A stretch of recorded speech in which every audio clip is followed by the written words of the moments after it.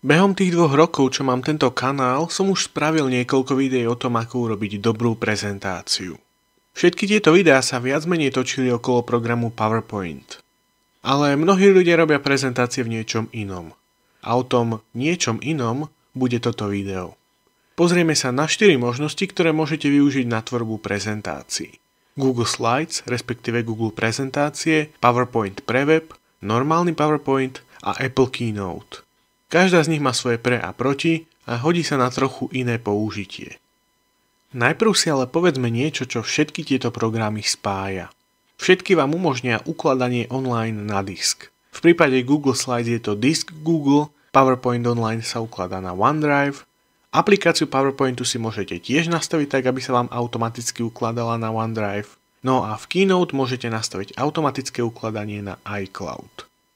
Prezentáciu, ktorú máte uloženú online, potom môžete otvoriť na každom zariadení, kde ste na svoje online úložisko prihlásení a môžete ju veľmi ľahko zdieľať s ďalšími ľuďmi, ktorí toto online úložisko tiež používajú. Teraz už k jednotlivým alternatívam. Začneme Google prezentáciami. Tie sú úplne zdarma a majú formu webovej stránky. Čiže k svojim projektom môžete pristupovať z čohokoľvek. Či už je to mobil, tablet, počítač, či už to má Windows, Android, iOS, macOS, iPadOS, much later, alebo ChromeOS. Môžete pri tom použiť aj akýkoľvek prehliadač, stačí, aby ste boli prihlásení do svojho účtu Google. Na Android a iOS si môžete aj zdarma stiahnuť apky pre disk Google a Google Slides. A pokiaľ potrebujete, tak si prezentáciu môžete stiahnuť vo formáte PPSX a ďalej na nej pracovať v PowerPointe. To boli viac menej pozitíva. A teraz negatíva. Google Slides má oproti PowerPointu menšie možnosti. Nemôžete tak veľmi naformatovať obrázky, text alebo pozadie. Máte menší výber animácií a prechodov. Tá prezentácia, ktorá vám napríklad teraz beží pred očami, je pomerne dobrá. Ale keď potom budete vidieť verzie, ktoré som urobil v PowerPointe a v Keynote, tak ten rozdiel je dosť očividný. A mimochodom, Google Slides nedokáže z prezentácie urobiť video. Musíte buď použiť natáčanie obrazovky, alebo to exportovať a otvoriť v PowerPointe, ktorý to dokáže. Ďalej tu máme webovú verziu PowerPointu. Platí o nej v podstate všetko, čo sme si povedali o Google prezentáciách. Len miesto s diskom Google je prepojená s OneDrive. Oproti Google Slides to navyše, aspoň podľa mňa, dokáže trochu viac vecí. Ďalej. Pokiaľ ste zvyknutí na prácu s normálnym PowerPointom, tak aj online verziu budete hneď vedieť ovládať. A okrem toho si môžete túto prezentáciu bez problémov stiahnuť a pokračovať na nej v platenej aplikácii na počítači. Google Slides môžete exportovať a otvoriť v PowerPointe tiež, ale keďže sa jedná o odlišné formáty, tak pri tom konvertovaní sa niektoré veci môžu preniesť zle a prezentáciu je potom potrebné opravovať alebo doľaďovať. Platenú aplikáciu PowerPointu všetci poznáme. Stále je to štandard pre robenie tých najlepších prezentácií. Čo len treba pripomenúť je, že záleží na tom, akú verziu máte. Je medzi nimi totižto veľký rozdiel.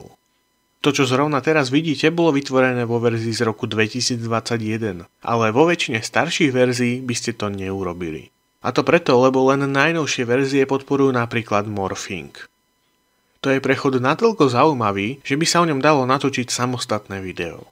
Mimochodom ho podporuje aj webový PowerPoint a aj placka Keynote. Google Slides ho nepodporuje, aspoň na teraz. Prezentácia robená v PowerPointe sa vám automaticky neukladá na OneDrive, musíte si to zvoliť. Pokiaľ to tak urobíte, tak k nej môžete pristupovať rovnako ako k projektom, ktoré ste robili online a môžete ich aj rovnako zdieľať.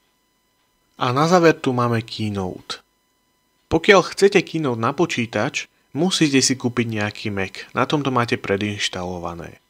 Ja osobne žiadny Mac nemám, ale mám iPad. Aj iPady majú apku Keynote predinštalovanú a urobíte na nej skoro všetko, čo na Macu. Dokonca nepotrebujete ani iPad, stačí vám na to iPhone.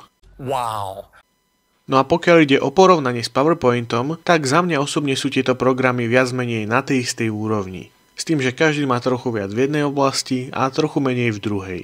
Keynote vám síce neumožní až tak veľmi naformatovať obrázky alebo word art, za to vám ale umožní používať dynamické pozadia, ako to môžete aj teraz vidieť. Ďalej vám Keynote poskytne kopu zaujímavých animácií a prechodov, vrátane čarovného presunu, čo je appleácky termín pre morphing. A ten môžete použiť aj na iPhone alebo iPade. A čo sa týka online ukladania a zdieľania, tak tam môžete tiež použiť iCloud a tiež na nej môžete potom spolupracovať s niekým, kto používa Keynote. Toľko ku každému z programov. Teraz, ktorý zvoliť? No, predovšetkým taký, v ktorom budete môcť prezentovať. Pokiaľ napríklad robíte projekt do školy alebo pre nejakého klienta, tak by ste sa mali držať toho, čo vám povedia. Ukázali sme si totižto, že každý z týchto programov podporuje trochu iné veci.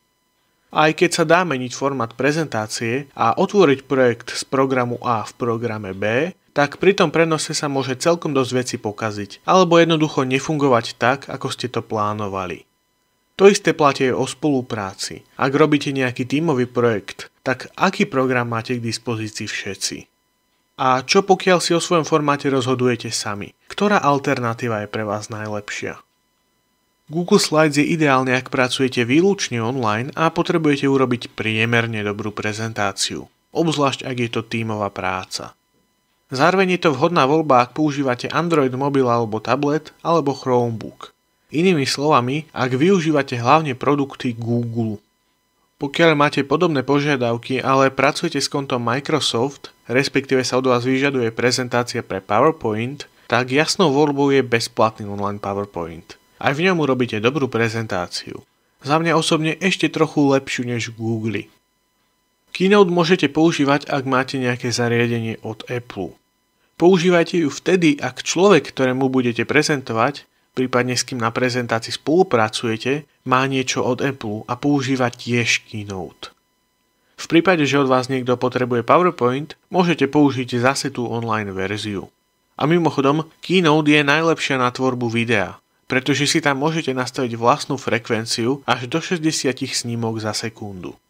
PowerPoint vám takéto nastavenia zatiaľ neumožňuje.